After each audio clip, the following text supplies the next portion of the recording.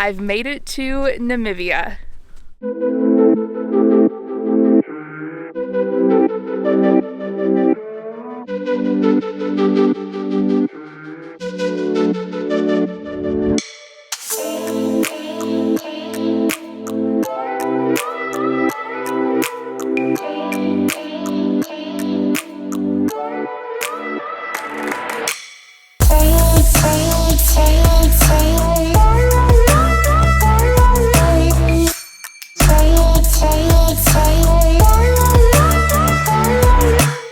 I've made it to Namibia and I can't even begin to describe how excited I am to be here. I'm going to be traveling through the country for a couple of weeks on a photography tour and I can't wait to share it with you. We're currently in Sestrium, which is the desert. Namibia has the largest sand dunes in the world and it's a photographer's paradise because the texture and the shadows make it so visually interesting. And the lodge that we're staying at is incredible. These are like luxury tent chalets.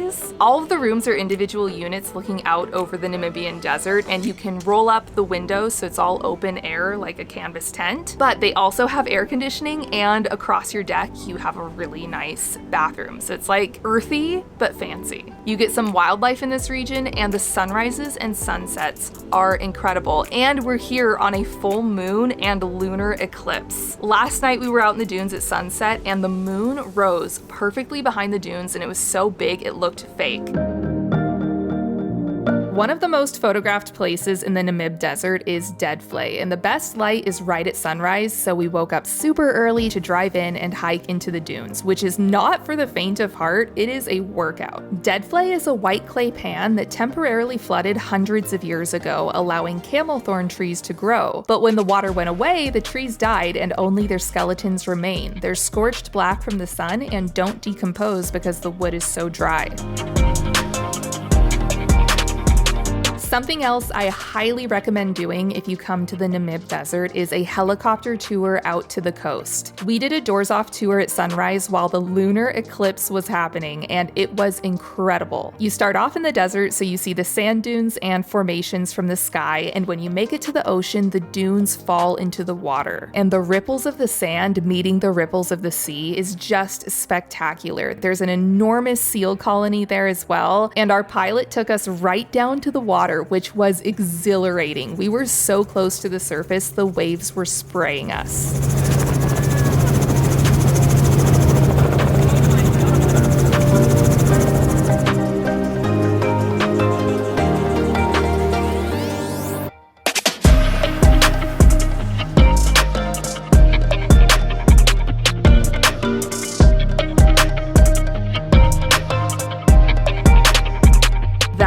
Doors off sunrise helicopter tour this morning, one of my all-time favorite travel experiences. Absolutely mind-blowing. And now we're going to be driving from the desert out to the coast to spend some time there.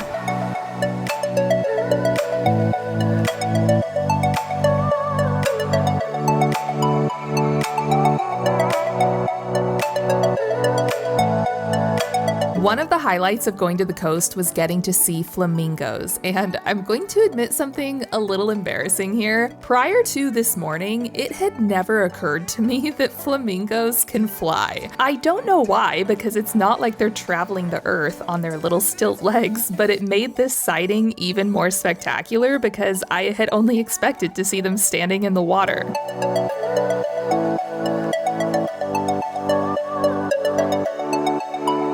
We've made it to Spitzkop and we're staying at this beautiful lodge where all of the rooms are individual houses overlooking the landscape. Namibia means vast land, and that is the perfect name for this country because there really is so much wide open space. Spitzkop is considered the Matterhorn of Namibia because it has this striking shark tooth-like mountain in the middle of otherwise completely flat landscape. And it's the quietest place we've been yet. There really are not a lot of people here. It sounds like tours don't generally make a stop here, so it's very quiet and serene. So we're going to be spending the next couple of days getting up early and shooting the sunrise, exploring some of these rock formations. There's even zebras here. We saw a mom and her baby on the way in, and it was just the most precious thing.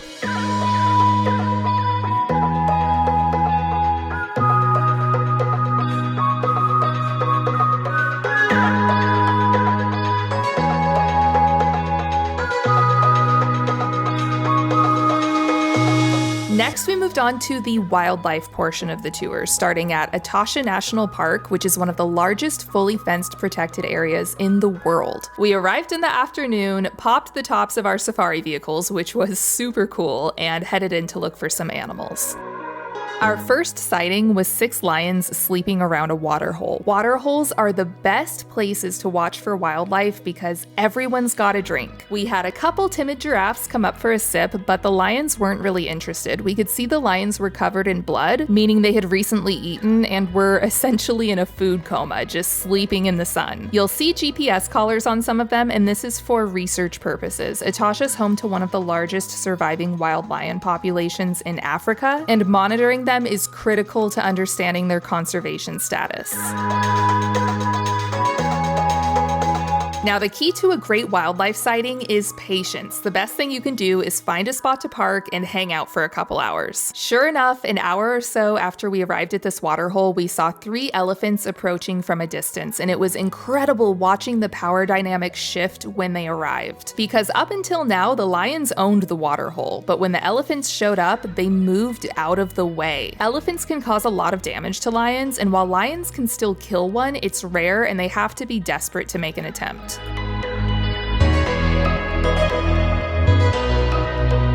We spent the next couple of days in the park from sunrise to sunset. We were greeted by a dazzle of zebras one morning. The term for a group of zebras is a dazzle. And there was this little foal following behind its mom, and whenever it got too far behind, it would kick up its legs and do this little run. Something incredible that I learned about zebras is new moms will keep other zebras away from their baby for a few days after it's born so that the baby learns her unique stripe pattern.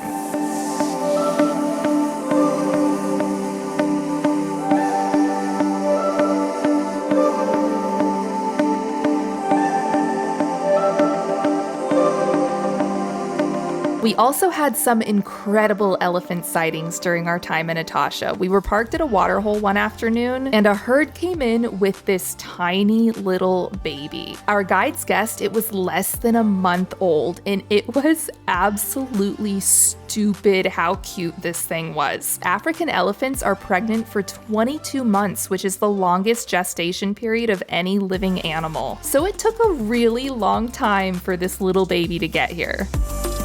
We were lucky in Etosha to see several large herds of elephants, and one afternoon we even got a vocal display right next to our vehicle.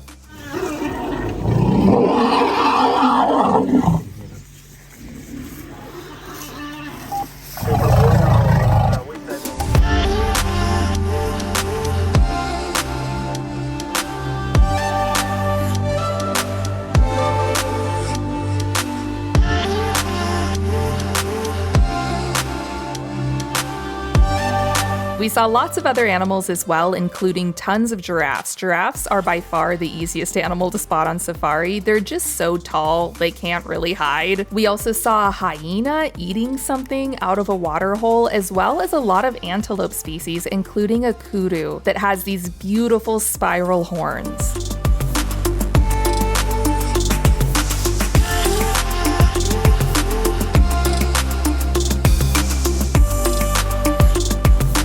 We've made it to the Arindi Private Game Reserve, which is one of the stops I've been looking forward to most on this trip, because private game reserves are a bit of a different experience to a national park. This is privately owned land, so it doesn't have the same rules that a national park does. Like, for example, the past couple of days, the gates to the national park don't open until sunrise and they close at sunset. So you can't enter early and drive out to a water hole to watch animals at sunrise, and you can't stay out until sunset or blue hour to take pictures then. Where on a private game reserve, you can go on game drives any time of day. If you want to go on a night drive or go out really early in the morning before sunrise, you can do that. Also, the accommodation on private game reserves is really nice. This property is stunning. The landscaping, the view from the rooms, there's water holes where you can watch animals, there's swimming pools. So we're going out on a game drive this afternoon, and I'm really hoping to see some cats, some lions, a leopard, a cheetah, some cat action. The first cats we found in Arindi were some male lions lounging in the shade. It was pretty incredible to sit so close to them, and they were totally unbothered by us.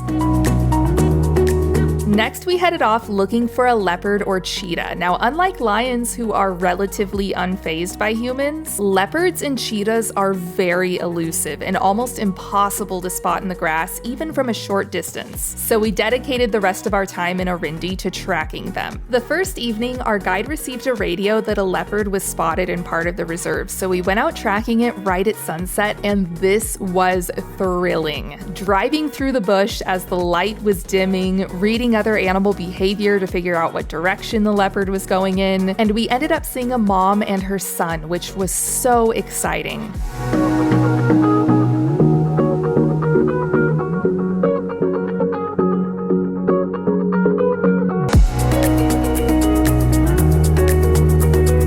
On our final morning, we went out doing the same thing and came across some lion cubs playing. This was one of the most exciting things I've ever seen in my life. I think all of us kids who grew up watching The Lion King have dreamed of seeing a real-life Simba and Nala. It was 2 brothers and 1 sister, and it looked like Mom had her hands full.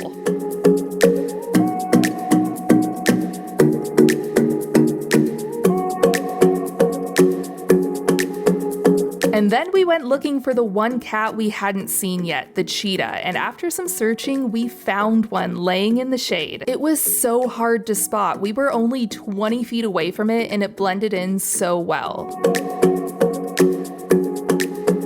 It's my last day in Namibia. I've made it back to Windhoek, which is the capital city, which is where this trip started from. I knew Namibia was going to be great, but it surpassed my expectations, and I'm absolutely shocked that after 2 weeks of like a pretty busy schedule, waking up at 5 a.m. every day, heading out in the dark, in the cold, to shoot at sunrise, I thought that I would be pretty exhausted at this point and like kind of ready to be done, because even when I travel to amazing places, after a week or two, like I'm ready to chill out a little bit, but I am not feeling that way today. I could easily do 2 more weeks traveling around this country. There is so much to see, and you get such a diversity with the landscapes, from the desert to the coastline to the national parks and the wildlife. So I highly recommend adding Namibia to your travel list if it's not there already. I know I'm going to be back. So that's it for this video, but not for my time in Southern Africa. I am headed off to another adventure starting tomorrow, so stay tuned for that. Thanks for watching. I hope you all enjoyed this one. If you want to see more from this trip, I will have my Instagram linked down below,